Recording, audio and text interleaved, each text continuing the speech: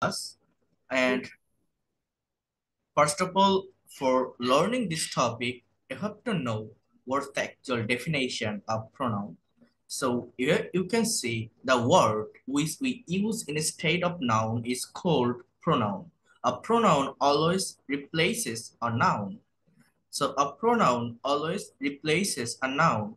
So what is that? So before going to the main topic, you have to focus on previous classes. I mean, you know that uh, in the beginning of every class, I write a particular structure, that is how to make a proper English sentence. For making any kinds of English sentence, I have already shared with you that we use a particular structure. The structure is, first of all, we put a subject. We take a subject, and in the place of subject, we use noun or pronoun. Pronoun. So after that, we use verb, subject plus verb, then extension. And in the place of extension, we can use object. So in the position of object, object is the name of element of a sentence. I mean, what kinds of elements do you need for making a complete English sentence? So in the place of object, we use also noun or pronoun most of the time. If you don't find any kinds of object, it can be complement, complement, complement, complement, complement. As well as in the place of extension or position, we can also use some adverbials. How to get adverb? When you ask the question to the verb with how, where, when, why, then you will get adverb. So this is the main things, and this structure is used for making any kinds of English sentences. Okay, so here you can see I write I am writing here, you know, that noun, pronoun, verb, adverb. So what are they? How can we identify the actual or particular part of speech in the sentence? And before that, you have to know what is part of speech. You know that I have told you, when you make sentences, for making a particular English sentence, we need some different words. We need some different words. So every word has a particular name when you make sentence. And these names comes from 8 kinds of part of speech. If you write a English sentences from this sentence, when you find a particular word, it can be a noun or pronoun or adjective or verb or adverb or preposition, conjunction, interjection, any kinds of part of speech can be identified from a particular word. So you have to learn the identification of part of speech from a particular sentence. So in the previous class, I talked with you noun in details, and in this class, I'll also talk with you about pronoun. So before going to the main topic, you have to know why will we learn pronoun? I mean, where will you use these kinds of part of speech in the sentences? So first of all, if I talk about pronoun in practically, you know that English language basically comes from British, right? It comes from British. So the British people don't like redundancy. The British people don't like redundancy, the use of redundancy in a sentences. What is redundancy? When you make sentences, here you can see like, for example, if I write a sentence, I eat rice singing, singing. So if I write this sentence, singing, singing. Just wait a minute.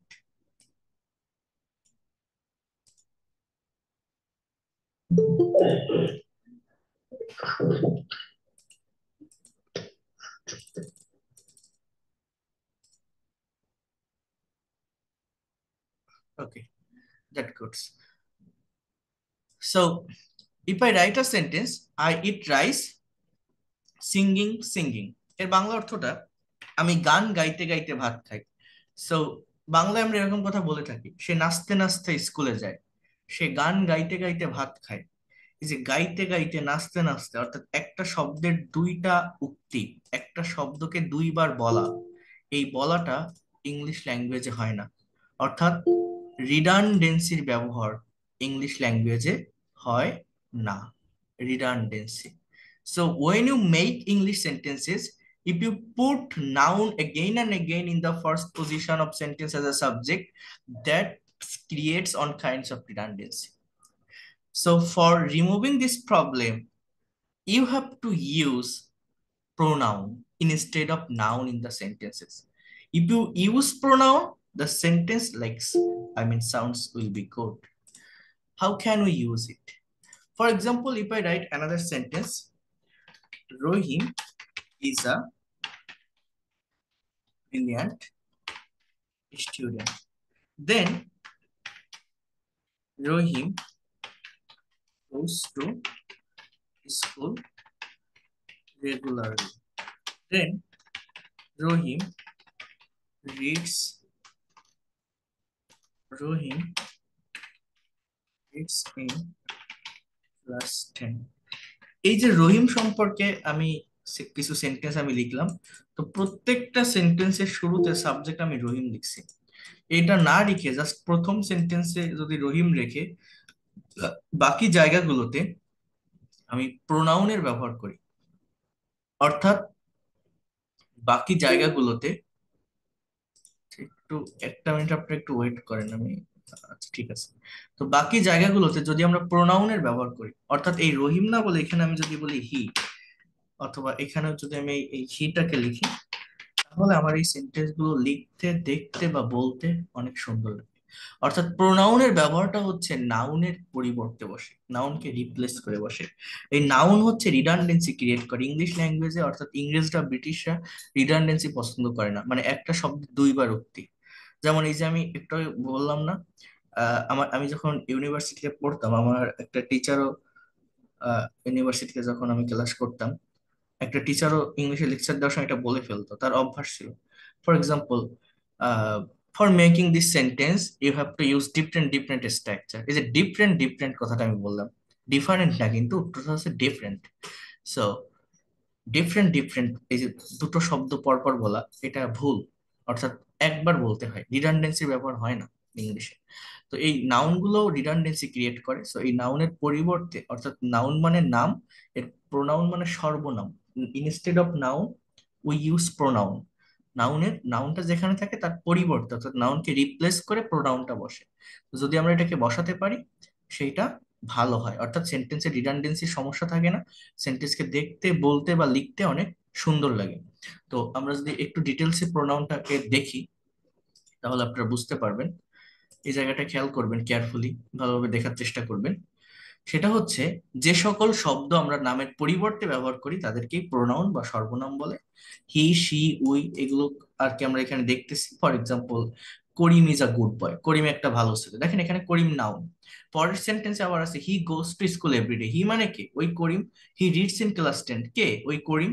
এখন খেয়াল করেন এই pronoun, দেখেন এই প্রোনাউনের কিছু classification আছে, যেমন personal pronoun, demonstrative pronoun, interrogative pronoun, indefinite pronoun, possessive pronoun, reciprocal pronoun, relative pronoun, reflexive pronoun, intensive pronoun. Total mainly pronoun হচ্ছে 8 প্রকার। এখানে লাস্টে যেটা আছে এটা হচ্ছে এই রিফ্লেক্সিভ থেকে বের হয়, এটা বাদে উপরে যে শব্দগুলো দেওয়া আছে বা যে ক্লাসিফিকেশন গুলো আছে সেটা হচ্ছে টোটাল 8টা। 8 প্রকার প্রোনাউন এই ইংলিশ ল্যাঙ্গুয়েজে আছে। এখন দেখেন আমি আবারও বলছি, এখানে আপনারা যারা আছেন আপনাদের অনেকেরই মেইন ফোকাস বা মেইন উদ্দেশ্য হচ্ছে স্পোকেনটাকে ডেভেলপ করা। তো আমি স্পোকেনের ক্লাসে আমি আসবো, আপনাদের স্পোকেনের উপর ক্লাস নিব। প্রচুর পরিমাণে ক্লাস, সব থেকে বেশি ওইটার উপরেই আছে, আমি দেখাবো।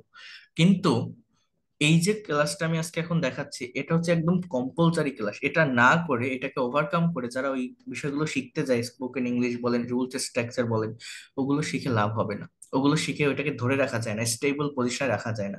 আমি যে স্টুডেন্টদেরকে শেখাই, যারা শেখে বা পারে, আমি তাদেরকে প্রফেশনাল এবং তাকে এই ল্যাঙ্গুয়েজটাতে একটা মানে কি বলবো, ল্যাঙ্গুয়েজটা যাতে আপনি আপনার একটা অ্যাসেট বা সম্পদ হিসাবে নিতে পারেন, সেইভাবে কিন্তু আমি শেখাই। অর্থাৎ আপনার নেক্সট জেনারেশনকে যাতে শেখাতে পারেন। অর্থাৎ বাংলা কথা হচ্ছে আপনি যাতে এই ল্যাঙ্গুয়েজটাকে ধরে রাখতে পারেন সারা জীবনের জন্য। যেমন এই যে প্রোনাউনটা পড়াচ্ছি, আপনার মনে হচ্ছে গ্রামাটিক্যাল ক্লাস কঠিন লাগতে পারে, জটিল লাগতে পারে, কিন্তু কঠিন লাগলেও এই যা যা আমি দেখাচ্ছি আপনি ইনস্ট্যান্টলি আমার কথাগুলো শোনেন, একটু দেখেন। আমি আপনাকে এখানে কোনো প্রেশার দিচ্ছি না, আমি বলছি না যে এই যা যা আছে সব মুখস্থ করতে হবে, সব খাতায় নোট করেন। নাথিং, আপনার কোনো কিছুই করার দরকার নেই, কিন্তু আপনার এই জিনিসগুলোর সঙ্গে পরিচিত হতে হবে। জিনিসগুলো কি, অ্যাটলিস্ট একটা বার হলেও নামটা শোনা লাগবে। আপনি ভুলে যান সমস্যা নেই, আমি আবারও বলছি, কিন্তু পরবর্তীতে বা কখনো শুনলে যেন আপনার মনে পড়ে যে না, এটা আমি একবার দেখছিলাম বা এই জিনিসটা হয়তো এইরকম। বাট একটা বিষয় সম্পর্কে যদি মোটেই আইডিয়া না থাকে আপনার, এটা করে কখনো ল্যাঙ্গুয়েজ শেখা যায় না। ঠিক আছে? এবং এই যে জায়গাটা, এটা কম্পালসারি পার্ট। তো আপনাকে আমি আবারও বলছি, এই যা যা দেখাচ্ছি ইনস্ট্যান্টলি দেখেন, যাদের দরকার তারা নিতে পারেন, যাদের দরকার না, যদি মনে হয় যে আমার এত দরকার না, দরকার নেই, আমি স্পোকেনে আসবো, তখন ভালো করে সবকিছুই শেখাবো, সেগুলো অনেক ইজিলি করতে পারবেন। কিন্তু এটা করে যেতে হবে, এটা আপনার পরে দরকার না হলে এখন আপনাকে দেখতেই হবে, এই মুহূর্তে আপনার দেখা লাগবে। কারণ দেখেন, এখানে আমি বলছি না যে আপনি সবগুলো ক্লাসিফিকেশন মুখস্থ করেন। এই ক্লাসিফিকেশনে কিছু ওয়ার্ড আছে, দেখবেন, খেয়াল করবেন। মানে এই যে প্রত্যেকটা প্রোনাউন তো আমি বলছি, এদের তো একটা সংজ্ঞা থাকবে, এদের কিছু উদাহরণ থাকবে, সেগুলো তো আমি এখন দেখাবো। তো সেই উদাহরণগুলো আপনার একটু লাগবে। কি বললাম বলেন তো? উদাহরণগুলো, অর্থাৎ এক্সাম্পল গুলো আপনার লাগবে। কারণ যে এক্সাম্পল গুলো আমি এখন আপনাকে দেখাবো, সেই এক্সাম্পল গুলো আমরা ডে টু ডে লাইফে প্রতিদিন, আপনি যখনই ইংলিশে কথা বলতে যান, যখনই কোনো কিছু লিখতে যান, ঠিক এইগুলোকেই আপনার কমনলি ব্যবহার করতে হবে। এর বাইরে থেকে কোনো শব্দ আপনার দরকার হয় না বা আনতে হবে না। তো এই শব্দগুলোর ব্যবহার একটা সেন্টেন্সে কোথায় কিভাবে হয়, সেটা আপনি দেখবেন। কথাটা বুঝতে পারছেন? একটু আজকের এই ক্লাসটা ভালোভাবে দেখেন, গতকাল ক্লাসটা একটু কঠিন ছিল, তার থেকে এটা সহজ আছে, এটা অনেক সহজ, এবং এটাকে আমি প্র্যাকটিক্যালি বুঝাই দিব। আপনি অনেক কিছু নিতে পারবেন এই ক্লাসটা থেকে, অনেক ভালো ভালো জায়গা আছে এই ক্লাসটা বোঝার। হ্যাঁ, তো দেখেন, প্রথমত হচ্ছে পার্সোনাল প্রোনাউন। পার্সোনাল প্রোনাউন দ্বারা নির্দিষ্ট কোনো ব্যক্তি, বস্তু বা গ্রুপকে বোঝায়। The personal pronouns are pronouns that refers to certain person, things আর group. I, we, you, he, she, they are the personal pronoun. কোনগুলো? এই যে I, we, you, it, he, she, they, we, এগুলোকে পার্সোনাল প্রোনাউন বলছে, অর্থাৎ পার্সনকে, হ্যাঁ, বা object, things কে indicate করে। এই পার্সোনাল প্রোনাউন হচ্ছে দুই প্রকার, খেয়াল করেন। একটাকে বলা হয় সাবজেক্টিভ প্রোনাউন, আরেকটাকে বলা হয় অবজেক্টিভ প্রোনাউন। সাবজেক্টিভ মানে কি? যেটা সাবজেক্টের স্থানে বসে, মানে শুরুতে বসে। অবজেক্টিভ মানে কি? যেটা অবজেক্টের স্থানে বসে, মানে ভার্বের পরে বসে। মানে ওই যে আমি একটা স্ট্রাকচার লিখছিলাম না, যে একটা সেন্টেন্স তৈরি করতে আমার এটা লাগে সাবজেক্ট, অবজেক্ট, ভার্ব। তো এই সাবজেক্টের জায়গায় যে প্রোনাউনটা বসে, এই জায়গাটাকে আমরা সাবজেক্টিভ প্রোনাউন বলি। আর এইখানে যেটা বসে সেইটাকে আমরা বলি অবজেক্টিভ প্রোনাউন। এদের ফর্মটা আলাদা হয়, এবং এটা শুধু এইখানে না, আপনি সাবজেক্ট ভার্ব এগ্রিমেন্ট করেন, আপনি ন্যারেশন করেন, আপনি ভয়েস চেঞ্জ করেন, এই প্রোনাউনের ফর্ম জানা লাগে, প্রোনাউনের ফর্ম জানতে হয়, দরকার হয়। তো এই জন্য বলছি এগুলো অনেক বেশি ইম্পর্টেন্ট। দেখেন, এখন আমরা আসি, জিনিসটা কি দেখেন, সাবজেক্টিভ প্রোনাউন যেমন আই, উই, হি, শি, দে, ইট, এইগুলোকে বলা হচ্ছে। আই লাভ ব্যানানা, আমি কলা পছন্দ করি। এই যে আই শব্দটা একটা সেন্টেন্সের শুরুতে আসছে, সাবজেক্টের স্থানে আছে, এই জন্য এটাকে বলছি subjective pronoun. He and I had a deal, so এই যে he and I subjective pronoun. They should go for a study tour, তাদের শিক্ষা সফরে যাওয়া উচিত। এই যে দে মানে তারা, শুরুতে আছে একটা সেন্টেন্সের।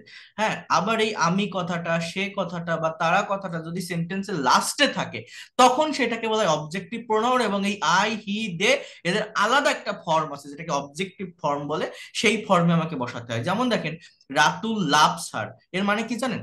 রাতুল তাকে ভালোবাসে। এই হার মানে তাকে, মানে হার বলতে এইখানে শি এর অবজেক্টিভ ফর্ম হচ্ছে হার। মানে এই হার দেখে আমি বুঝতে পারছি কোন একটা মেয়েকে ইন্ডিকেট করা হচ্ছে।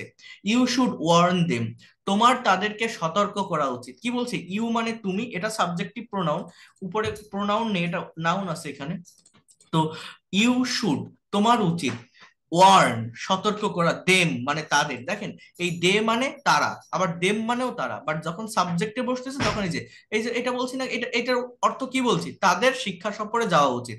আর এখানে কি বলছি? তাদেরকে সতর্ক করা উচিত তোমার। তো অবজেক্টে যখন বসছে আমি দেম লিখছি, সাবজেক্টে যখন বসছে আমি দে লিখছি। প্লিজ টেক ইট সিরিয়াসলি, ইটের সাবজেক্টিভ ফর্মও ইট, অবজেক্টেও ইট বসে। যেমন এই জায়গাটা যদি আপনি একটু কেয়ারফুলি খেয়াল করেন, দেখেন এই যে জায়গাটা পার্সোনাল প্রোনাউন, দেন আছে সাবজেক্ট অবজেক্ট, এরপর আছে positive adjective, positive pronoun, reflexive pronoun. এই ফাইলটা অর্থাৎ এই টেবলটা একটু ভালোভাবে দেখবেন, খেয়াল করেন। সাবজেক্ট যেমন I, we, you, he, she, we, they, it, these are the subjective form of pronoun. Then এই প্রত্যেকটা শব্দের যে অবজেক্টিভ ফর্মগুলো আছে, me, I, me, you, you, he, him, she, her, we, us, they, them, it, it, who, হুম।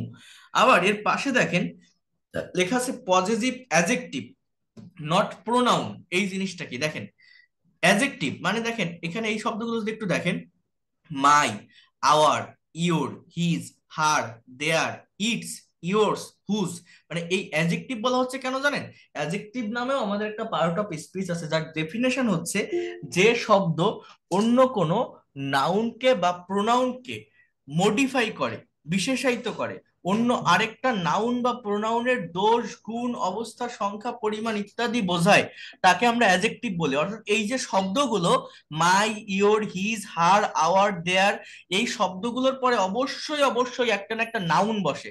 তার মানে noun বসে এর মানে হচ্ছে এই শব্দগুলো তাহলে আমার অ্যাডজেক্টিভ, প্রোনাউন না।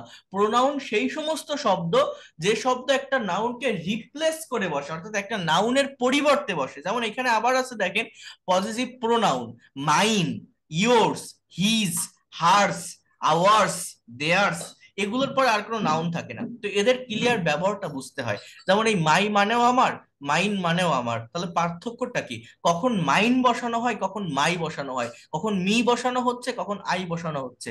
আবার এই পাশে দেখেন রিফ্লেক্সিভ প্রোনাউন। রিফ্লেক্সিভ মানে রিফ্লেক্ট করে। রিফ্লেক্ট মানে কি জানেন? প্রতিফলিত হওয়া। আয়নার সামনে, আয়না, মিরর, আয়নার সামনে দাঁড়ালে যেমন নিজের মুখটা দেখা যায় না, নিজের ফেসটা দেখা যায় না, এই প্রোনাউন গুলো হচ্ছে তেমনই। একটা কথা বললে নিজের দিকে ফিরে আসে, যেমন মাই সেলফ, হ্যাঁ, your self, him self, her self, our self, them self. যেমন আমি যদি বলি সে আত্মহত্যা করলো, আত্মহত্যা করা মানে কি একজন মানুষ নিজেকে নিজে মেরে ফেলা। তো she killed him, her self, he killed himself. অথবা এই যে আপনি মনে করেন আমি যদি বলি আপনি কে, প্লিজ ইন্ট্রোডিউস ইউর সেলফ, এই যে ইউর সেলফ, এখন আপনি আমাকে বলছেন now I am introducing my self, এই যে আমি আমাকে ব্যাখ্যা করতেছি। মানে একটা কথা বলে এই এই প্রোনাউন গুলো, রিফ্লেক্সিভ প্রোনাউন গুলো ব্যবহার করলে কি হয়, সেই কথাগুলো আবার নিজের দিকে ফিরে আসে। এখন এবার আপনি একটু কল্পনা করেন, এই যে শব্দের কথা বলছি, যে কখন আই এর ব্যবহার, কখন মি এর ব্যবহার, কখন মাই এর ব্যবহার, কখন মাইনের ব্যবহার, কখন মাই সেলফের ব্যবহার, এই শব্দগুলোকে কিন্তু কমনলি আপনি কোনো প্যাসেজ রিডিং করতে যান, এদেরকে আপনি দেখবেন, কিন্তু আপনি লিখতে যান ফ্রি হ্যান্ডে, আপনি ঠিকভাবে বুঝতে পারবেন না, এতগুলো ব্যবহার তো আপনি জানেন না। আপনি কতটুকু লিখবেন আপনার জ্ঞানে, সজ্ঞানে যতটুকু বোঝেন, যতটুকু আপনার চর্চায় থাকে ততটুকু। কিন্তু না, আমি চাচ্ছি আপনারা প্রফেশনাল হবেন, প্রত্যেকটা জায়গায় আপনাদের টাচ থাকবে, এই জন্য এগুলো দেখতে হবে। যেমন আমি যদি একটু উদাহরণ দেই, আহ, আমি যদি একটা সেন্টেন্স লিখি, for example I have a pen, কি লিখলাম যে আই হ্যাভ আ পেন, আমার একটা কলম আছে, এই এই সেন্টেন্সটা আমি লিখলাম। এবার আমি যদি আরেকটা সেন্টেন্স লিখি, he gave me a pen, সে আমাকে একটা কলম দিয়েছিল। আবার আরেকটা সেন্টেন্স আমি যদি লিখি, দিস ইজ মাই পেন, এটা আমার কলম। আবার আমি যদি আরো একটা সেন্টেন্স লিখি, দিস পেন ইজ মাইন, এই যে সেন্টেন্স গুলো আমি লিখলাম না, এই আইটা হচ্ছে আমার সাবজেক্টিভ প্রোনাউন, এই মিটা হচ্ছে আমার অবজেক্টিভ প্রোনাউন, এই মাইটা হচ্ছে আমার পজিটিভ অ্যাডজেক্টিভ, আর এই মাইনটা হচ্ছে পজিটিভ প্রোনাউন, এটাকে ডাবল পজেস বলা হয়। এই দুটো সেন্টেন্সের পার্থক্য কি জানেন? এটা আমার কলম, দিস ইজ মাই পেন, এটা আমার কলম। এই দেখেন এই মাই এর পরে আমার আরেকটা নাউন আছে, অর্থাৎ আমার এই নাউনটাকে মডিফাই করছে মাই শব্দটা, তার মানে এটা অ্যাডজেক্টিভ, এটাকে বলে পজিটিভ অ্যাডজেক্টিভ। কিন্তু পরের সেন্টেন্সটার বাংলা অর্থ কি জানেন? এই কলমটি আমার, জোর দিয়ে বলা বোঝায়, একটু চাপ দিয়ে বলা বোঝায়, এটি আমার কলম, এটা আর কারণ নয়, এই কলমটি আমার, এটি আমার কলম, এরকম একটা অর্থ দেয় এটা। এই মাইনের পরে ফুল স্টপ, এইটাকে বলা হয় পজিটিভ প্রোনাউন। কিন্তু এই যে উপরের যে মাই, সেটা হচ্ছে পজিটিভ অ্যাডজেক্টিভ।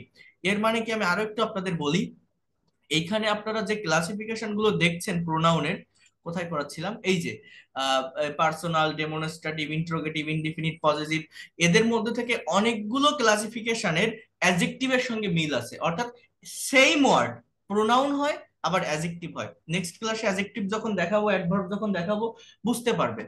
তো পার্থক্যটা কি? পার্থক্যটা সবসময় ডেফিনেশনের উপর আপনাকে ভাবতে হবে। যেমন প্রোনাউনের ডেফিনেশনটা হচ্ছে যে শব্দ নাউনের পরিবর্তে বসে, নাউনকে রিপ্লেস করে বসে। অ্যাডজেক্টিভের ডেফিনেশন হচ্ছে যে শব্দ নাউন বা প্রোনাউনকে মডিফাই করে। যেমন দেখেন এখানে যে ডেমনস্ট্রেটিভ প্রোনাউন না, এই ডেমনস্ট্রেটিভ অ্যাডজেক্টিভও আছে। ইন্ট্রোগেটিভ প্রোনাউন, ইন্ট্রোগেটিভ অ্যাডজেক্টিভও আছে। পজিটিভ প্রোনাউন, পজিটিভ অ্যাডজেক্টিভও আছে। হ্যাঁ, তো এই জিনিসগুলোকে একটু দেখতে হবে, খেয়াল করেন। যেমন আমি যদি এইখানটাতে আসি, এখানে দেওয়া আছে যে ডেমনস্ট্রেটিভ প্রোনাউন। এই প্রোনাউন গুলো নাউনের আগে বসে সেই নাউনকে নির্দিষ্ট করে। এগুলো সাধারণত অ্যাডজেক্টিভ হিসেবে কাজ বেশি করে। দেখেন কি লেখা, অ্যাডজেক্টিভ হিসেবে কাজ বেশি করে, কিন্তু যখন নাউন উজ্জ্ব থাকে তখন এগুলোকে প্রোনাউন বলা হয়। তাহলে জিনিসটা কি দেখেন, ডেমনস্ট্রেট মানে হচ্ছে নির্দেশ করা, নির্দেশক। দিস, দ্যাট, দোজ, দিস, এইগুলোকে মূলত ডেমনস্ট্রেটিভ প্রোনাউন বলা হয়। আমি এইখানে লিখে, এইগুলো থেকে আপনারা ওইভাবে বুঝবেন না। মনে করেন, প্র্যাকটিক্যালি বোঝেন। আপনি একটা লাইব্রেরিতে গেছেন বই আনতে, এখন লাইব্রেরি ম্যানকে বলছেন যে আমার এই বইটা দরকার, আমাকে এই বইটা দেন। সো এমন একটা বই যেটা ওই লাইব্রেরি ম্যানের কাছেই আছে, আপনার কাছেই আছে। সো আপনি বলছেন যে আই নিড দিস বুক, আমার এই বইটা দরকার। এই যে দিস শব্দটা যেটা আমি লিখলাম, এই দিস মানে এই। আবার আমি যদি বলি আই নিড দ্যাট বুক, তখন এক্সপ্রেশনটা বা সিচুয়েশনটা ভিন্ন হয়। এর বাংলা অর্থ আমার ওই বইটা দরকার। মনে করেন এমন একটা বই চাচ্ছেন যেটা আপনার থেকে একটু দূরে আছে, তো আপনি দেখাই দিচ্ছেন ওই বইটা আমার দরকার। আবার আপনার কাছেই আছে, আপনার অনেকগুলো দরকার, তখন আপনি বলছেন এরকম যে I need this books. This books এর বাংলা অর্থ কি, আমার এই বইগুলো দরকার। আবার দূরে আছে, আপনার অনেকগুলো বই দরকার, আই নিড দোজ।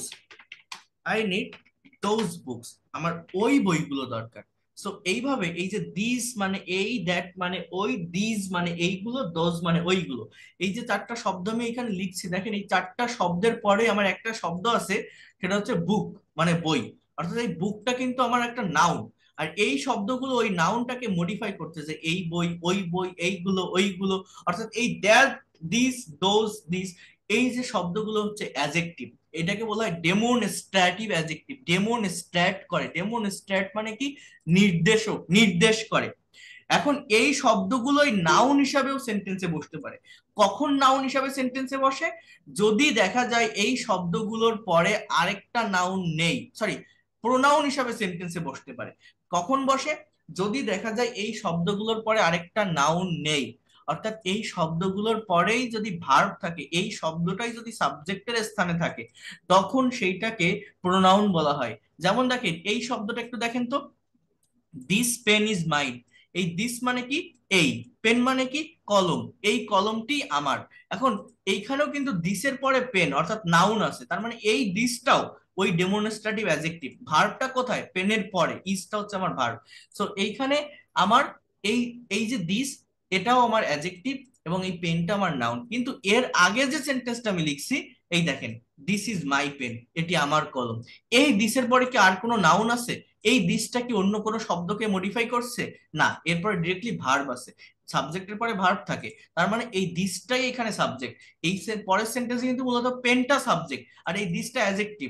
একসঙ্গে দিস পেন, কম্পাউন্ড সাবজেক্ট আর কি বলা যায়। কিন্তু মেইনলি আমার না, ভার্বটা পেনের পরে বসতেছে, অর্থাৎ এই দিসের পরে যে শব্দটা আসছে সেটা হচ্ছে পেন। অর্থাৎ এই দিসটা এখানে অ্যাডজেক্টিভ, কিন্তু উপরের সেন্টেন্সে এই দিস আমার অ্যাডজেক্টিভ না।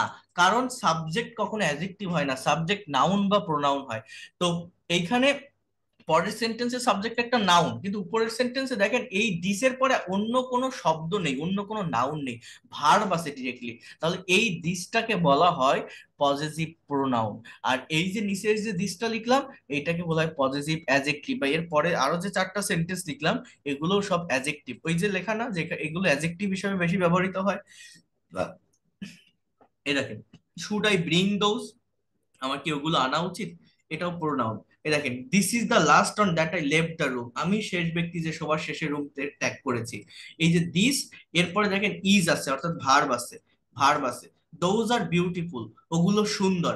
এই যে দোজ, এটা এটা আমার সাবজেক্ট, এরপরে আর ভার্ব আছে। অর্থাৎ যদি দেখেন এই দিস, দ্যাট, দোজ, দিস, এই শব্দগুলোর পরে আমার ভার্ব থাকতেছে, অর্থাৎ এই শব্দগুলোর পরে কোনো নাউন নেই, তাহলে এগুলো প্রোনাউন। কিন্তু যদি দেখেন এদের পর আরেকটা নাউন আছে এবং এই শব্দগুলো অন্য আরেকটা শব্দকে মডিফাই করছে, আরেকটা নাউনকে মডিফাই করছে, তখন এটাকে বলা হয় অ্যাজেক্টিভ। এটাকে বলা হয় অ্যাজেক্টিভ, ডেমনস্ট্রেটিভ অ্যাজেক্টিভ। আমি আরো একটু দেখাই, তাহলে আপনাদের ক্লিয়ার হয়ে যাবে বিষয়টা। দেখেন এটা অনেক ইম্পর্টেন্ট বিষয়, সবাই একটু কেয়ারফুলি দেখবেন, খেয়াল করেন। ইন্ট্রোগেটিভ প্রোনাউন এই জিনিসটা কি? কোনো প্রশ্ন জিজ্ঞাসা করার জন্য যে প্রোনাউন ব্যবহার করা হয় তাকে ইন্ট্রোগেটিভ প্রোনাউন্স বলে। যেমন who, which, when, what, whose are the interrogative pronoun. অর্থাৎ এই ডাব্লিউএইচ ওয়ার্ড গুলোকে আমরা ইন্ট্রোগেটিভ প্রোনাউন বলি। যেমন হু ইজ ইউর ফ্রেন্ড, কে তোমার বন্ধু। দেখেন এই ডাব্লিউএইচ ওয়ার্ড এর পরে যদি দেখেন ভার্ব আছে, অর্থাৎ আমার অন্য আরেকটা নাউন নেই, তাহলে এগুলো প্রোনাউন, ইন্ট্রোগেটিভ প্রোনাউন। এই সেম শব্দগুলোও কিন্তু ইন্ট্রোগেটিভ অ্যাডজেক্টিভ হতে পারে। যেমন দেখেন what do you want for a meal, তুমি মিলে কি চাও, এই হটের পরে ডু আছে, তো আমার এই ডুটা কি একটা verb. Whom do you want, তুমি কাকে চাও, এটাও ভার্ব। তার মানে এই যে হোয়াট, হু, হুম এগুলোকে বলা হয় ইন্ট্রোগেটিভ প্রোনাউন। কিন্তু আমি যদি এখানে এইভাবে একটা সেন্টেন্স লিখি যে, এই দেখেন হোয়াট কাইন্ডস অফ মিল, কোন ধরনের খাবার, ডু ইউ ওয়ান্ট, তুমি চাও, এইখানে যে সেন্টেন্সটা আমি লিখলাম না, এই হটটাকে বলা হয় interrogative adjective, this is not pronoun. Adjective কেন বলবো? কারণ এরপরে যে কাইন্ড অফ মিল আছে। আমি আবারও বলছি, যদি দেখেন এই দিস, দ্যাট, দোজ, দিস বা এই যে হু, হুইস, হোয়েন, হট, হুজ, এদের পরে আরেকটা নাউন থাকতেছে, অর্থাৎ আরেকটা সাবজেক্ট থাকতেছে, তাহলে এরা অ্যাডজেক্টিভ, এরা অ্যাডজেক্টিভ। কিন্তু যদি দেখেন এদের পরে ভার্ব বসতেছে, আবারও বলছি, এদের পরে ভার্ব বসতেছে যদি সাবজেক্টের স্থানে থাকে, অথবা অবজেক্টের দিকেও কোথাও যদি কোনো কিছু থাকে, অন্য কোনো নাউনকে মেইনলি এরা আর মডিফাই করে না। হ্যাঁ, তাহলে এরা হচ্ছে প্রোনাউন। আমি আরেকটা প্র্যাকটিক্যাল সেন্টেন্স এখানে লিখে দেখাই, খেয়াল করেন। মনে করেন আমি যদি বলি যে which is your, your book, এর বাংলা অর্থটা কি? যে কোনটি তোমার বই। হুইচ ইজ ইউর বুক, কোনটি তোমার বই। এই যে হুইচ যে শব্দটা আমি লিখলাম, এরপরে আমার ভার্ব আছে ইজ, তার মানে এই হুইচ যে শব্দটা এটাকে বলা হয় ইন্ট্রোগেটিভ প্রোনাউন। কিন্তু এরকম ভার্ব না থাকে যদি আরেকটা নাউন থাকে, যেমন আমি যদি এরকম ভাবে বলি যে হুইচ বুক ইজ ইয়োর্স, এর মানে কি জানেন? কোন বইটি তোমার। এর আগের সেন্টেন্সটা কি, অর্থ কি? কোনটি তোমার বই। আর এর পরের সেন্টেন্সটা কোন বইটি তোমার। এই যে হুইজ বুক, এই হুইজের পরে আমার আরেকটা শব্দ, সেটা হচ্ছে এই বুক, অর্থাৎ এটা একটা নাউন, এইটাই মেইন সাবজেক্ট, এইটার পরে গিয়ে আমার ভার্ব আছে। তার মানে এই যে হুইজটা, এটা হচ্ছে ইন্ট্রোগেটিভ অ্যাডজেক্টিভ। উপরের যে হুইজ, এটা হচ্ছে ইন্ট্রোগেটিভ প্রোনাউন। আবার দেখেন এই যে ইওর বুক, এই যে ইওর যে শব্দটা, এরপরে আরেকটা নাউন আছে বই, বুক, অর্থাৎ এই ইওর শব্দটা কিন্তু একটা ইন্ট্রোগেটিভ, সরি, পজেসিভ প্রোনাউন। এটাকে কি বলা হয়? Possessive pronoun. আবার এর এই যে লাস্টের সেন্টেন্সে দেখেন ইয়োর্স লিখছি আমি, হুইজ বুক ইজ ইয়োর্স, এরপরে কিন্তু জাস্ট জিজ্ঞাসা চিহ্ন, অর্থাৎ এই যে ইয়োর্স যে শব্দটা, এটাকে বলা হয় ডাবল পজেসিভ, অর্থাৎ এটা হচ্ছে পজেসিভ প্রোনাউন। এটা কাউকে মডিফাই করে না, কাউকে মডিফাই করে না।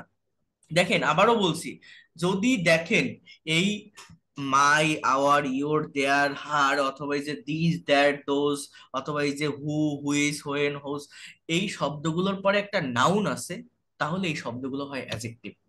আর যদি দেখেন এদের পরে নাউন নেই, নাউন নেই মানে কি, এদের পরে এরা যদি সাবজেক্টে থাকে এদের পরে ভার্ব থাকে, যদি অবজেক্টে থাকে ডিরেক্টলি ফুল স্টপ টপ কিছু বসে যায়, কিন্তু এরা অন্য কোনো ওয়ার্ডকে মডিফাই করে না। অ্যাডজেক্টিভের কাজ হচ্ছে আরেকটা ওয়ার্ডকে মডিফাই করা, আরেকটা ওয়ার্ডকে সাথে নিয়ে কাজ করা, কিন্তু এরা সেটা করে না, তখন এটা হয়ে যায় প্রোনাউন। কেউ কি আমার কথাগুলো বুঝতে পারছেন? একটু বলেন তো, আমি জানি না আপনারা বুঝতেছেন কিনা, কঠিন বিষয়। বুঝতেছি স্যার আমি। স্যার কিছু কিছু বুঝতেছে, কিছু মাথা করতে হইতেছে। মাথার উপর দিয়ে যাবে।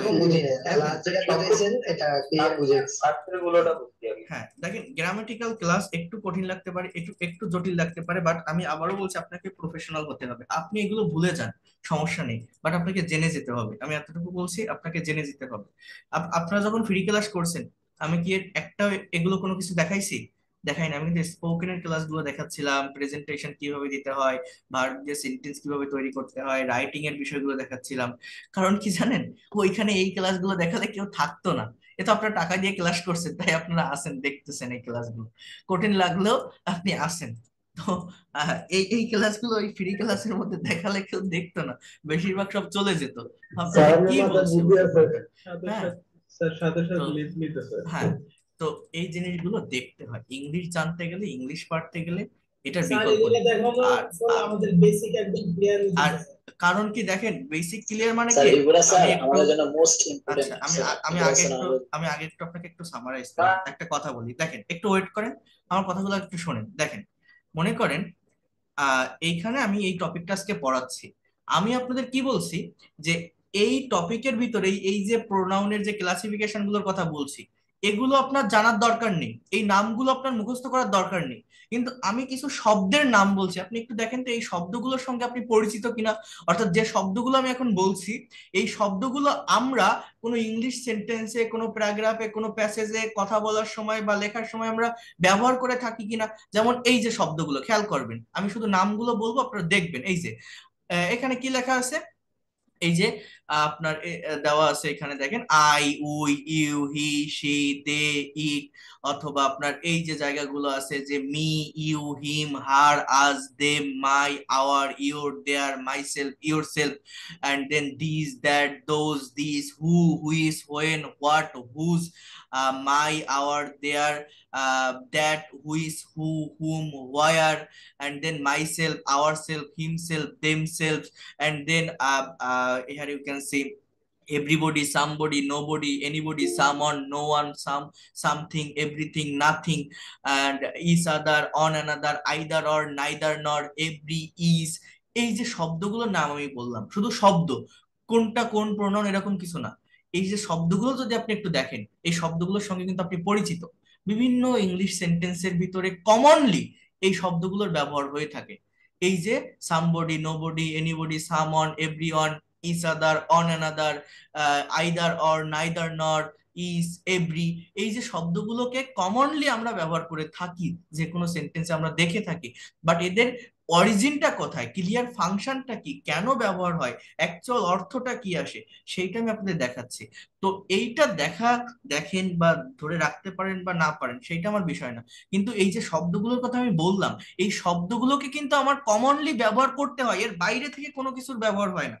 কথা বুঝতে পারছেন?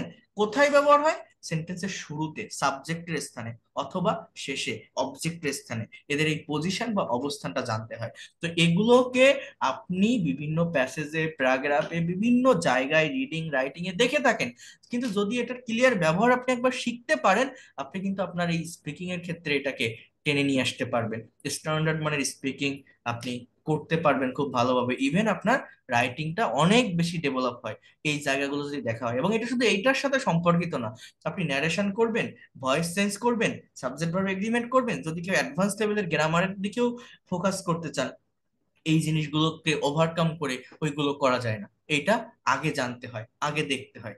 কথা বুঝতে পারছেন আমি কি বলছি? এই জিনিসগুলো আগে জানতে হয়, এগুলো অনেক অনেক বেশি ইম্পর্টেন্ট, মানে এইটাই হচ্ছে এর বেস। এইটাকে রেখে আপনি কোন স্পোকেন শিখবেন বলেন? আপনার যে স্পোকেনের যে রুলস আছে, স্ট্রাকচার আছে, সেটা কি? সেটা এইটার থেকে তার উৎপত্তি, এইটার থেকে তার অরিজিন। এইটা যদি আপনি পারেন, ওগুলো আপনার পানির মতো ইজি লাগবে, অনেক ইজিলি আপনি করতে পারবেন। তো এবার দেখেন পজিটিভ প্রোনাউন। তো পজিটিভ প্রোনাউনের কথা তো বললাম, এই যে যেটা দেখালাম আপনাকে লাস্টে, এই যে ইওর বুক, এই ইওরটা হচ্ছে আপনার অ্যাডজেক্টিভ, কারণ এরপরে নাউন আছে। আবার এইখানে যে ইয়োর্স লেখা আছে, এরপরে কোনো কিছু নেই, তার মানে এটা হচ্ছে আমার প্রোনাউন।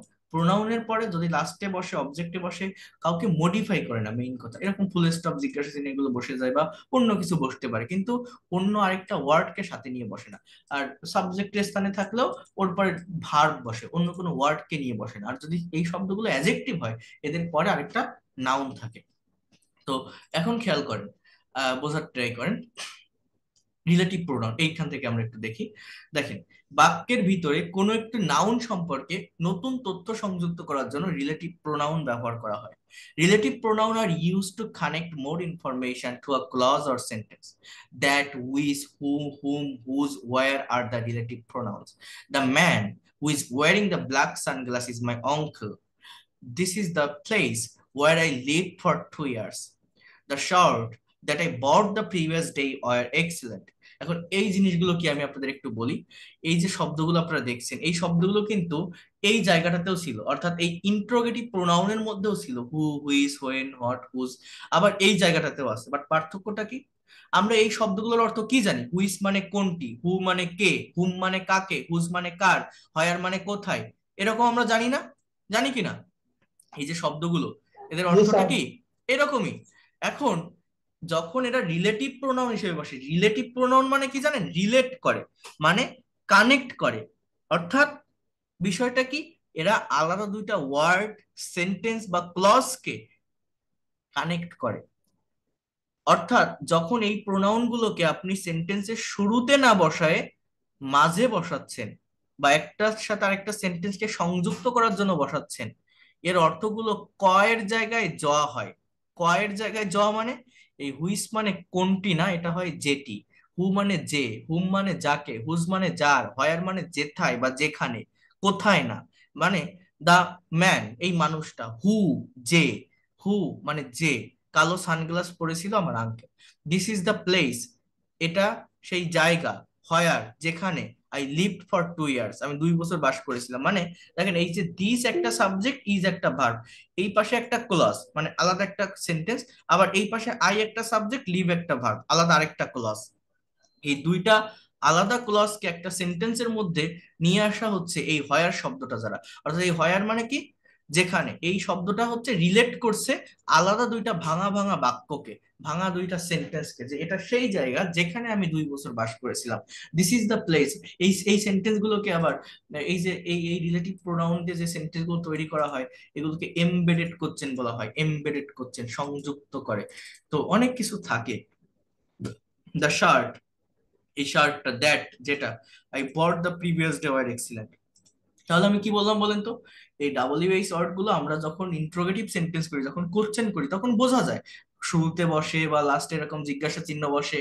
কিন্তু এই একই ওয়ার্ড যখন একটা সেন্টেন্সের মাঝে বসে, বা একটা আলাদা দুইটা সেন্টেন্স, ক্লজ বা ওয়ার্ডকে কানেক্ট করার জন্য বসে, তখন সেটাকে ইন্ট্রোগেটিভ না বলে রিলেটিভ প্রোনাউন বলা হয়। তাহলে এই যে শব্দগুলো আপনারা দেখতেছেন আজকে, এগুলো কিন্তু আপনারা আগেও দেখেছেন, এগুলো দেখে প্রশ্নও করছেন, সবকিছু তৈরি করছেন, কিন্তু এই জিনিসগুলো যে প্রোনাউন বা কি, এটা জানেন না ভালো, এটা বুঝতে হয়। আমি কি বললাম বলেন তো, যে আমরা যখন ইংলিশ সেন্টেন্স লিখি, প্রত্যেকটা, আমরা যখন ইংলিশ সেন্টেন্স লিখি, প্রত্যেকটা সেন্টেন্সে ব্যবহৃত প্রত্যেকটা ওয়ার্ডে একটা পার্টিকুলার নাম থাকে।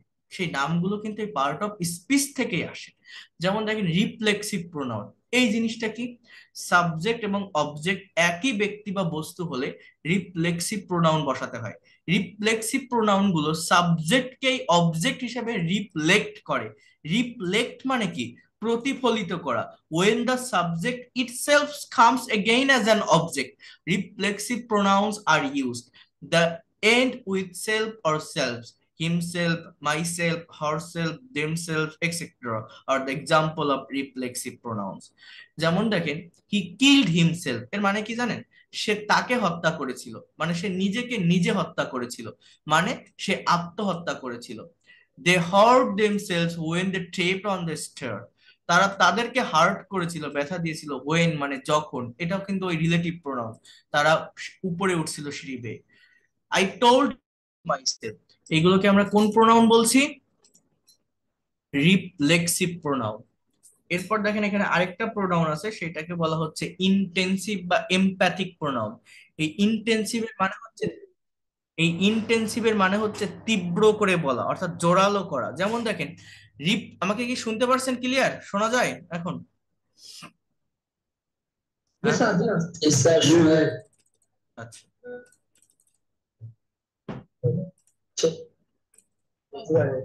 ঠিক আছে।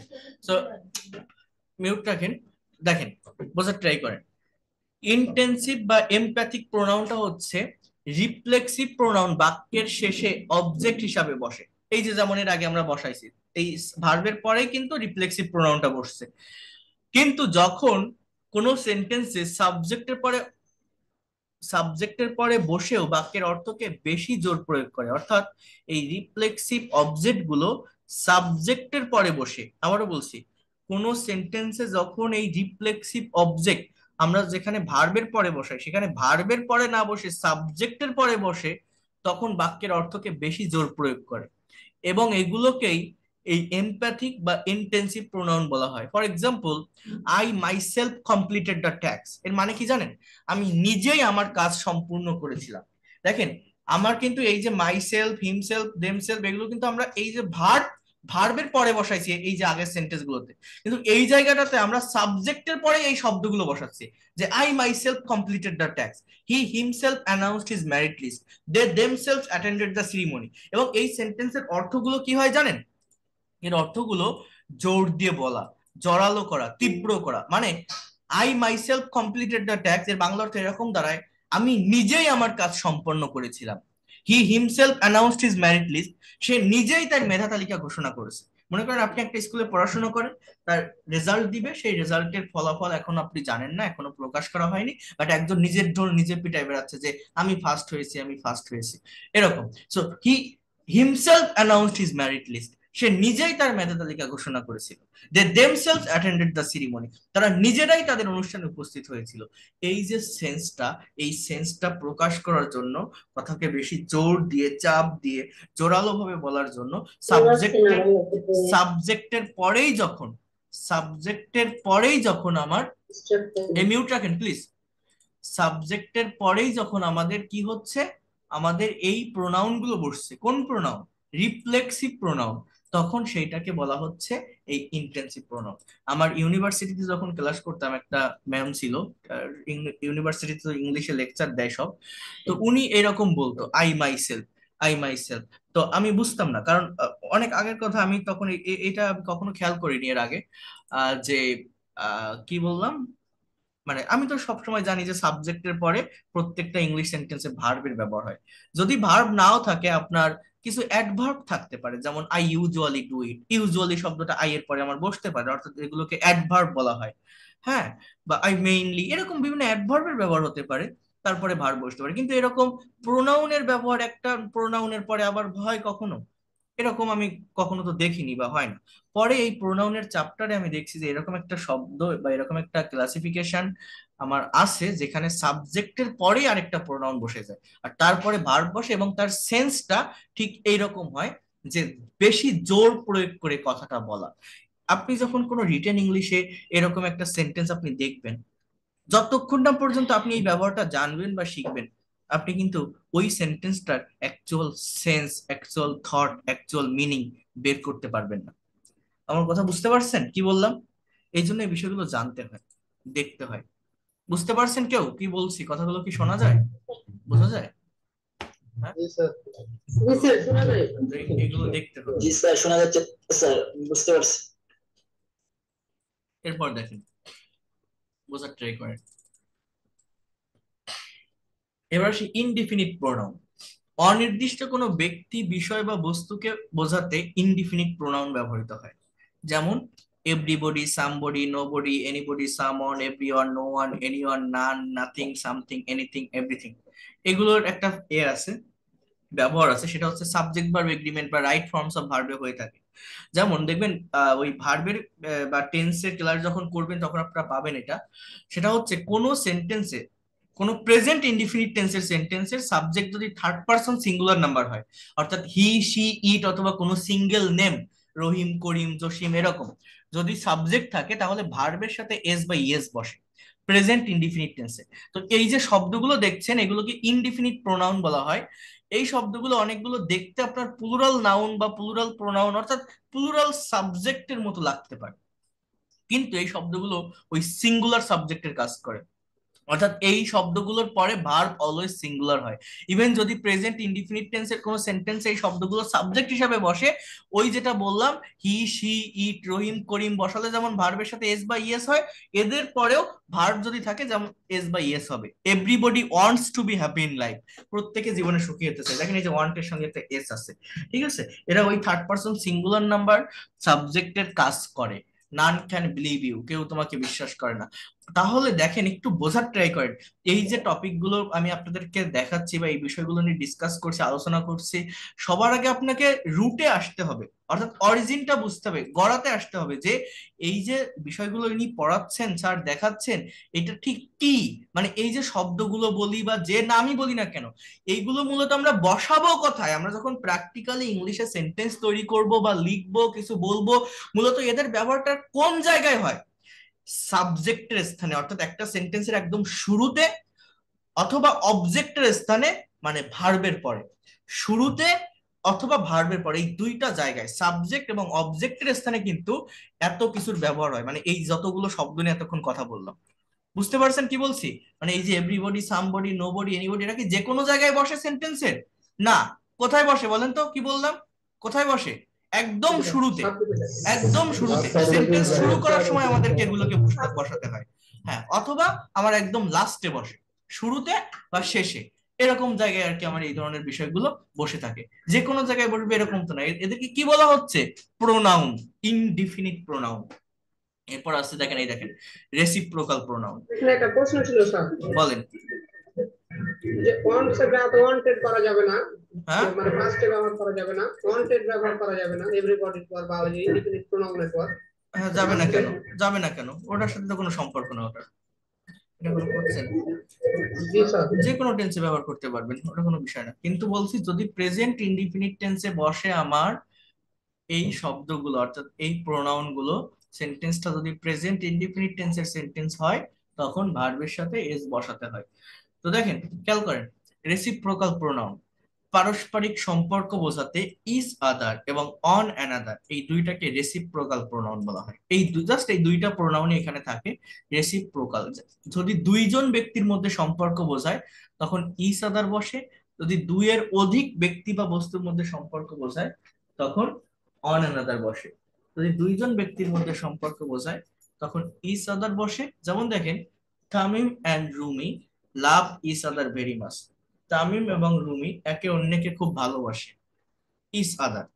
আবার দেখেন, রুমি সুমি এবং Nila like one another, Rumi Sumi এবং নীলা এক একজন এক একজনকে পছন্দ করে। মনে করেন রুমির সাথে সুমির একটা ভালো সম্পর্ক আছে, সুমির সাথে নীলার একটা সম্পর্ক আছে, এরকম। মানে দুইয়ের অধিক ব্যক্তি বা বস্তু বোঝাতে অন অনাদার বসে, দুইজনের মধ্যে কোনো রিলেশন বোঝাতে ইচ আদার বসে। এইটাকে বলা হয় রেসিপ্রোকাল প্রোনাউন। এই দুইটা শব্দই থাকে, পারস্পরিক সম্পর্ক বোঝানোর জন্য ব্যবহৃত হয়। এরপর হচ্ছে ডিস্ট্রিবিউটিভ প্রোনাউন। এটা প্রোনাউনের মধ্যে পড়ে না, এটাকে অ্যাডজেক্টিভের মধ্যেও দেওয়া আছে।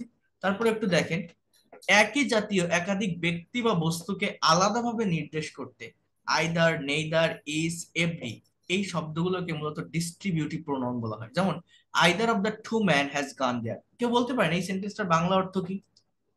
কেউ বলতে পারবেন? What's the Bengali meaning of this sentence? এটার বাংলা অর্থ কি? Either of the two man has gone there, বলেন তো একজন।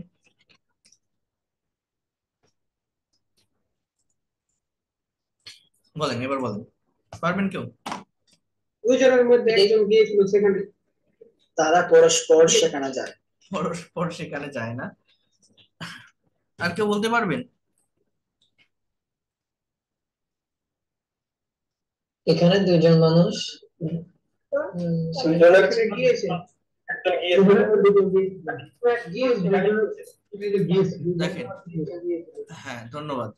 অর্থাৎ মানে এখানে দুজন ব্যক্তি সেখানে গিয়েছে, এরকম কিছু। দুইজন ব্যক্তি যায় না, দেখেন দেখছেন, তাহলে এটার ব্যবহার যদি আপনি না জানেন, এটা যদি অর্থ আপনি না বোঝেন, তাহলে এই দিয়ে যে সেন্টেন্সটা আমার করা আছে এই সেন্টেন্সের অর্থ কি আপনি বুঝতে পারবেন?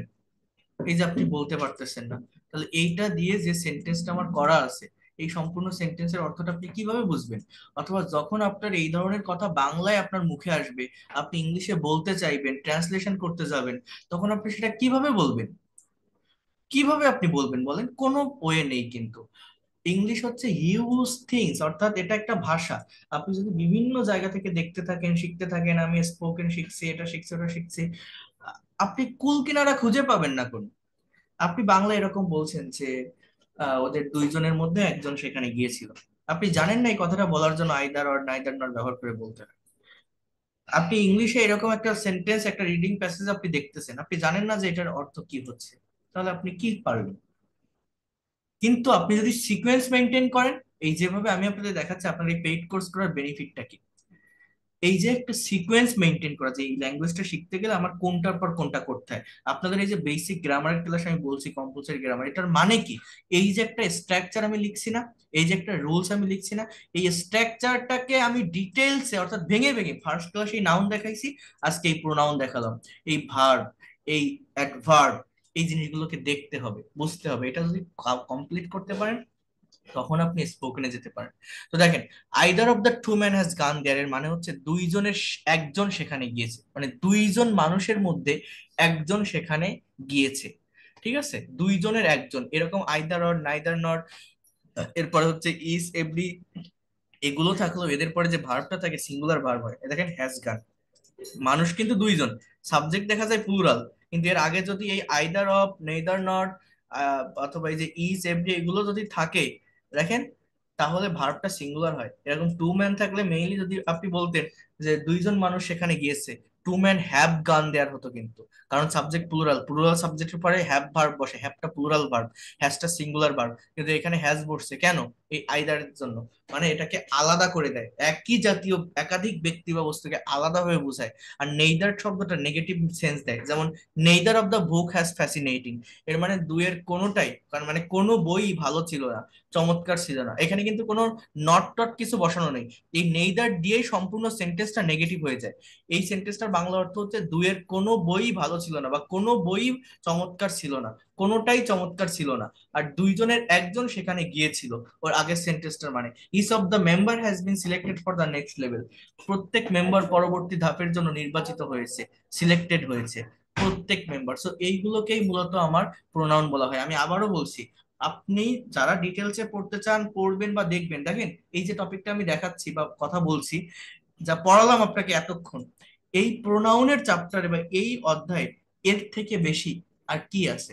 একটা লোক, একটা টিচার আপনাকে যদি পড়ায়, এর থেকে কম ছাড়া এর থেকে বেশি কিছু আপনাকে দেখাতে পারবে না এর ভিতরে। অর্থাৎ বিভিন্ন কম্পিটিটিভ এক্সামে এখান থেকে কোশ্চেন আসে, যারা BCS, bank job, admission test দিবেন, তারা এগুলো পড়বেন ডিটেলস। এখন আমরা কি করি, আমরা বিভিন্ন কম্পিটিটিভ এক্সাম সলভ করি, সস বা জব সহায়িকা বা কম্পিটিটিভ এক্সামের বই, এই বইগুলোতে প্রিভিয়াস ইয়ারের কোশ্চেন থাকে, অ্যান্সার থাকে, কিছু কিছু রুলস থাকে, বা এই উত্তরটা কেন হলো তার ব্যাখ্যা দেওয়া থাকে, আমরা সেইভাবে পড়ি। কিন্তু আপনি এই যে আমি একটা ফাইল দেখালাম না, এই একটা ফাইল আপনি পড়েন, পড়ার পরে আপনি ওই যে কোনো একটা কম্পিটিটিভ এক্সামের বই সলভ করেন, দেখবেন প্রত্যেকটা অটোমেটিক্যালি আপনি পেরে যাচ্ছেন। কারণ কি? কারণ আপনি এর অরিজিনটা বুঝতে পারছেন, বেসিক জায়গাটা বুঝতে পারছেন। একটা বিষয়, একটা টিচার, এই যে টপিকটা আমি দেখালাম, এর বাইরে আর কোনো কিছু আপনাকে নিতে পারবে না। আপনি 10,000 টাকার কোর্সে ভর্তি হন, আর 20,000 টাকা দিয়ে একটা আইএলটিএস এর কোর্স করেন, এর থেকে কম জিনিস ছাড়া বেশি যদি কেউ দেখাতে পারে, তখন আপনি বলবেন।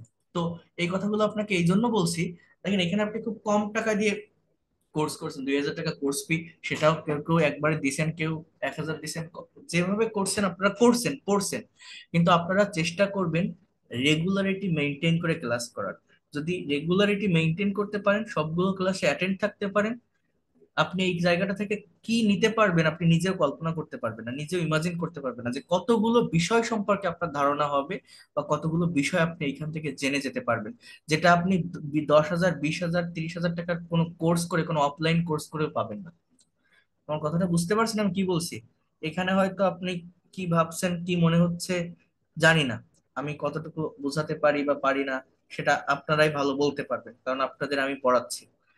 জিনিস বা বিষয় কঠিন লাগবে, কঠিন লাগার কারণ আপনি যে জিনিসটা 10 বছর, 12 বছর ইংলিশ কম্পালসারি ল্যাঙ্গুয়েজ হিসেবে আমাদের থাকে, এখানে যারা আছেন, কেউ ছোট না, বেশিরভাগ সবাই অ্যাডাল্ট, চাকরিজীবী বা স্টুডেন্ট, কারো 40, 50, 60 বছর পর্যন্ত বয়সের মানুষ এখানে ক্লাস করছে, আপনারা ক্লাস করতেছেন এখানে আমার সঙ্গে। তো এতদিনে আপনারা পারেননি এই ল্যাঙ্গুয়েজটা, এখন আপনারা পারছেন। আমার কথা শুনে ফ্রি ক্লাস নিছি, আমার কথায় হয়তো প্রলুব্ধ হয়ে লোভে পড়ে যেভাবে হোক আমার ক্লাসগুলো হয়তো পছন্দ হয়েছে, আপনাদের আমি টেনে আনছি এই জায়গায়, ক্লাস করছেন, আপনারা দেখছেন, সবই ঠিক আছে। আপনারা, আমি বোঝাতে না পারলে তো আর টাকা দিয়ে ভর্তি হন নাই, দেখে শুনে তারপরেই তো ভর্তি হয়েছেন বা আসছেন। তো এই ক্লাসগুলো, আমি আবারও বলছি, একটু কঠিন লাগতে পারে, একটু জটিল লাগতে পারে, তারপরেও জিনিসগুলো আপনাকে জানতে হবে, জিনিসগুলো সম্পর্কে আপনাকে পরিচিত হতে হবে। এই যে আমি যা দেখাচ্ছি, এটা আপনি আরো 10টা ইউটিউব চ্যানেলে এরকম লিখে সার্চ দেন, আপনি হয়তো এই ধরনের নামগুলো দেখবেন, বাট এই যেভাবে ডিটেলসে প্রত্যেকটা বিষয় নিয়ে কথা বলছি, উদাহরণ আলাদাভাবে দিয়ে দেখাচ্ছি, এরকম কি পাবেন না। এই কথাগুলো এই জন্য বলছি, ক্লাসগুলো মিস করবেন না। কথা বুঝতে পারছেন? প্রত্যেকটা ক্লাস রেগুলারিটি মেনটেন করে করেন এবং ভালোভাবে দেখেন। একটু কঠিন লাগলেও জাস্ট দেখে যান, আপনাকে পরে আমি এটাও বলছি না যে মুখস্থ করেন, যাদের দরকার তারা করবেন, যদি মনে হয় আমার গ্রামার দরকার বা আমি লাগবে এরকম ভাবে ইয়ে। আর যারা লাইটলি শিখতে চান যে আমি সে তেমন লেখাপড়া জানি না বা আমার শুধু স্পোকেনটা হলেই হবে, আর তারা অতটা দেখা লাগবে না, জাস্ট এই যা পড়াচ্ছি ক্লাসে যতটুকু দেখাচ্ছি এগুলো সম্পর্কে ধারণা রাখলেই হচ্ছে, বা পরে না দেখলে হচ্ছে। কিন্তু যাদের দরকার তারা দেখবেন এবং চেষ্টা করবেন সবাই জিনিসগুলো একটু করার বা পড়ার, কারণ দেখেন এটা একটা ভাষা, এটা একটা ল্যাঙ্গুয়েজ আপনি শিখছেন, একটা বিদ্যা আপনি নিচ্ছেন। এটা শিখতে আপনার দোষ কি? এটা তো খাওয়ার জিনিস না যে হজম হয়ে শেষ হয়ে গেল, পরা পোশাক না ছিঁড়ে গেল। একবার নিতে পারলে সারা জীবন আপনার সঙ্গে এটা থাকবে, আপনার বড় একটা অ্যাসেট হয়ে, আপনার নেক্সট জেনারেশনকে আপনি শেখাতে পারবেন আপনি এটা। তো এটা হচ্ছে মেইন কথা। আর এই যে যা দেখালাম, আপনি নিজে একটু কল্পনা করেন তো, আপনি সব ভুলে যান, এই যে প্রোনাউন বলছি বা এই যে কোনটা ডিস্ট্রিবিউটিভ, কোনটা ইনডিফিনিট, কোনটা পজিটিভ, কোনটা ইন্টারোগেটিভ, সব ভুলে যান। সব ভুলে যায়, শুধু এই শব্দগুলোকে একবার আপনি ভাবেন তো যে এগুলো আপনি দেখছেন কিনা আগে, বা এগুলোর সঙ্গে আপনি পরিচিত কিনা। এই যে either, neither, is, every, somebody, nobody, someone, no one, যেটা আমি বলছি, যে সামন, নো ওয়ান, এনিথিং, সামথিং, এরপরে এই যে what, which, whom, whose, where, এই যে her, their, our, your, yourself, myself, himself, themself, এই যে যে শব্দগুলোর নাম আমি বলছি, এই শব্দগুলোর সঙ্গে কি আপনি পরিচিত না? বা এগুলো আপনি দেখেননি আগে, বলেন তো? ইংলিশ সেন্টেন্স এগুলো থাকে না? দরকার হয় না? কিন্তু এদের অ্যাকচুয়াল ব্যবহারটা কোথায়, প্রপারলি এটা কোন জায়গা থেকে আসে, কি করে আসে, এই সেইটাই আমি এখানে আপনাদের দেখালাম। তো বলেন, এগুলো কি কাজে লাগার মতো নাকি না লাগার মতো, কি মনে হয় আপনার কাছে? স্যার কাজে লাগানো। হ্যাঁ? স্যার কাজে লাগানো। তো এই জন্য বলছি, একটু কঠিন লাগলেও দেখতে হবে, কারণ ওই স্পোকেন কিছু না। আপনি বিশ্বাস করেন, আপনি আসেন, আমি 10 দিনে আপনাকে স্পোকেন, 10 দিনে আমি আপনাকে স্পোকেনে আমি কাভার করে দিতে পারি, যে রুলস রেগুলেশন আছে 10 দিনেও কাভার করে দিতে পারি। বাট ওইটা করে তো কোনো লাভ হয় না। ওইটা করে আপনি আপনি ফ্লুয়েন্সি নিয়ে আসা বলেন বা প্রফেশনাল হওয়া বলেন, ওইটা হওয়া যায় না। স্পোকেন কি, ওই নির্দিষ্ট কিছু টপিকের উপর প্রেজেন্টেশন দেওয়া, শুধু একটু কথা বলতে পারলেই ইংলিশ শেখা হয়ে যায়, স্পোকেন শেখা হয়ে যায়?